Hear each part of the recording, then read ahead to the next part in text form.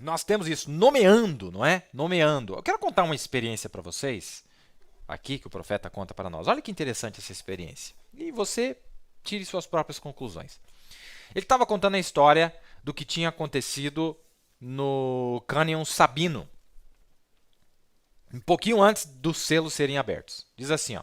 Agora, me desculpem por ter interrompido o que eu estava dizendo poucos minutos atrás sobre vir para Tucson. Eu pensei que era o fim da minha vida. Lembra aquela visão que ele teve, um estouro? E ele ficou quase que paralisado uma semana inteira. Ele falou que nunca tinha tido uma visão tão forte como aquela. É isso que ele estava contando para o povo. Eu pensei que era o fim da minha vida, pensei que ninguém suportaria aquele choque daquela condição que aconteceu na visão naquela manhã.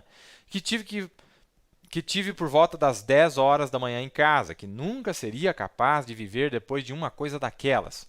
Ora, eu vim para Tucson, fiz preparações com meu filho, para minha esposa e as crianças, para que fossem com ele depois que eu partisse. O profeta pensou que ia morrer e já estava preparando para a esposa dele e seus filhos serem cuidados por Billy Paul, que era o mais velho.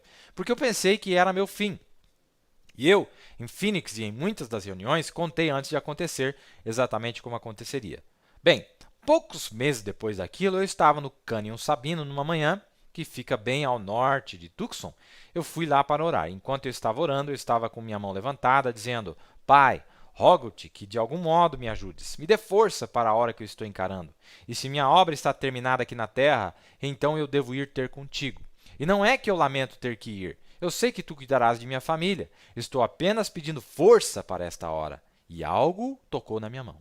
Agora, para a audiência do rádio, e vocês também da internet agora, para a audiência do rádio, pode soar estranho isso que acabei de contar, mas é a verdade, e Deus é o meu juiz. Olhei para a minha mão e havia uma espada. Tinha um revestimento em cima da parte do cabo, e o próprio cabo era feito de pérola, e parecia-se dourado o guarda-mão por cima da parte do cabo. E o próprio fio da espada, né, parecia como que brilhante, algo como que cromado, ou algo que reluzia no sol. Agora, era por volta das 10 ou 11 horas da manhã, lá em cima no topo de uma montanha. Dá para você imaginar como que uma pessoa, que eu sinto que eu tenho uma mente certa, né, a mente sã, sadia. Dá para você imaginar como uma pessoa se sentiria de pé lá com uma espada que veio do nada. Pessoas a milhas e milhas de distância e eu segurando aquilo na mão. Eu senti ela, peguei, movi o fio para lá e para cá, né? Deu uma mexida na espada no ar. Ora, era uma espada. E eu olhei ao redor e eu disse: Ora, como que pode isso? Aqui estou eu, bem aqui, ninguém por perto, por milhas e milhas. De onde veio isso? Eu disse: Bem, suponho que talvez seja o Senhor me dizendo que é meu fim. Uma voz falou e disse: Esta é a espada do Senhor. E eu pensei: bem, uma espada? Então serve para como um rei para nomear um cavaleiro. Olha aí o profeta falando do que eu falei para vocês agora há pouco. Para que serve a espada? Uma espada? Então serve para como um rei para nomear um cavaleiro, vocês sabem, como se fazia na Inglaterra em lugares diferentes. E eu pensei: é para isso então, para nomear um cavaleiro. E eu pensei: bem, talvez vou ter de impor as mãos sobre as pessoas, ou tive todo tipo de reticências. A mente humana pode ser tão confusa, vocês sabem, não dá para você saber. Nossas mentes são finitas, a dele é infinita. Então como que eu estava, reticências. Então ela saiu da minha mão e eu não sei para onde foi. Simplesmente desapareceu. Ora, se alguém não entender um pouquinho acerca de coisas espirituais, você enlouqueceria assim. Você ficaria lá, se perguntando o que aconteceu. E ele disse: a visão não é o seu fim, é para o seu ministério. Aquela palavra, aquela espada é a palavra. Os 7 selos serão abertos. Os mistérios de reticência. Está na mensagem 1 em 1 milhão. Você viu que ele citou aí?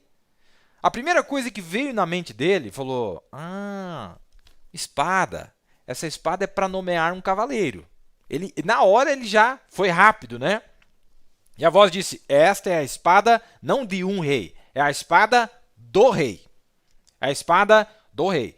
E eu vou mostrar para vocês. Em Apocalipse 17, assim, reis sendo nomeados pelo rei do abismo para serem cavaleiros, cavaleiros do cavalo baio. Cavaleiros do cavalo baio. Ora, e daí o profeta faz um contraste. Olha, lá foi nomeado cavaleiros, aqui Deus também, o rei. Quem é o rei?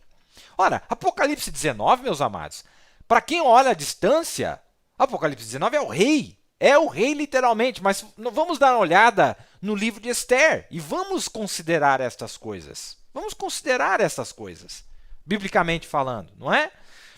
Então, quando você olha, olha o rei que está se aproximando. Será que é o rei que está se aproximando? Ou é o servo do rei? Ou é o cavaleiro do rei? Ou é o fidalgo do rei? Com toda a sua fidalguia, não é? Com toda a sua fidalguia, com sua nobreza, com sua autoridade, com seu poder, com seu reconhecimento, com as suas recompensas, com seus troféus, com suas patentes. Lembra do programa passado que nós falamos dele estando com aquelas vestes de autoridade?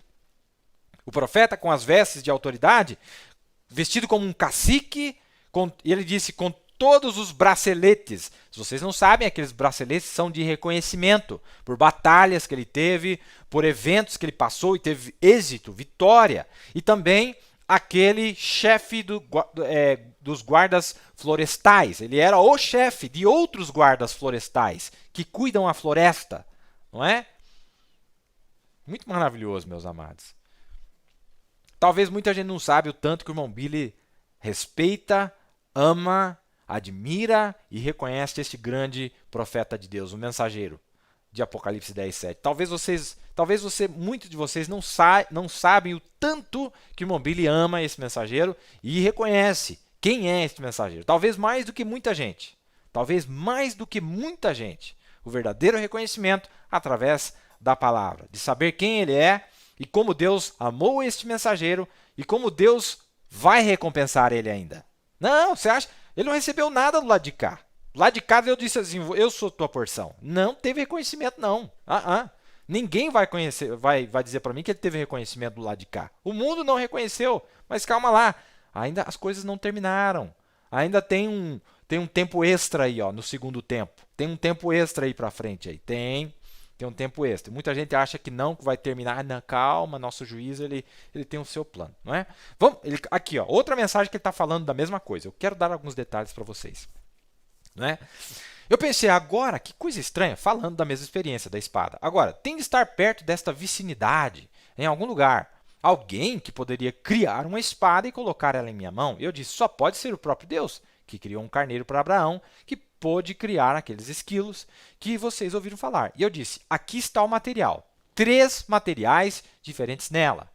Olha, não vamos falar nessa noite dos 3 materiais dessa espada, mas assim, não vamos detalhar. Mas tinha 3 materiais. O cabo era de pérola, o guarda-mão era de ouro e o fio era cromado. 3 materiais, como se fosse um aço cromado ou alguma coisa assim. 3 materiais.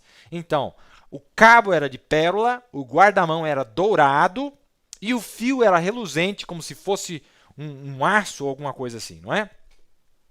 E eu ouvi uma voz, 3 materiais diferentes nela, e eu estou segurando ela na minha mão, tão real quanto qualquer coisa que eu pudesse estar segurando. E eu ouvi uma voz que disse, esta é a espada do rei. E eu pensei, ora, de onde veio isso? Estava bem lá no meio daquelas rochas em algum lugar, e eu a segurei na minha mão assim, e eu disse, a espada de um rei. E eu olhei ao redor, e a espada se foi, e eu disse, a espada de um rei. Isso serve para reticências. Eles nomeiam um cavaleiro com a espada. Penso que é isso mesmo. O exército, ou alguma outra coisa. Eles nomeiam a pessoa com a espada, vocês sabem. E eu disse, bem, talvez é para isso que foi. Significa que talvez eu vou ter que impor as mãos sobre os ministros ou algo assim para lhes fazer ministros. Então reticências. Uma voz falou novamente e disse, a espada do rei. Não de um rei, mas do rei. Está vendo? A única coisa que ele foi corrigido ali é de que ele disse a espada de um rei. Mas a voz disse, é a espada do rei. É a espada do rei. Que coisa interessante, hein, meus amados? Que coisa interessantíssima isso que nós estamos vendo aqui. Vamos mais um pouco.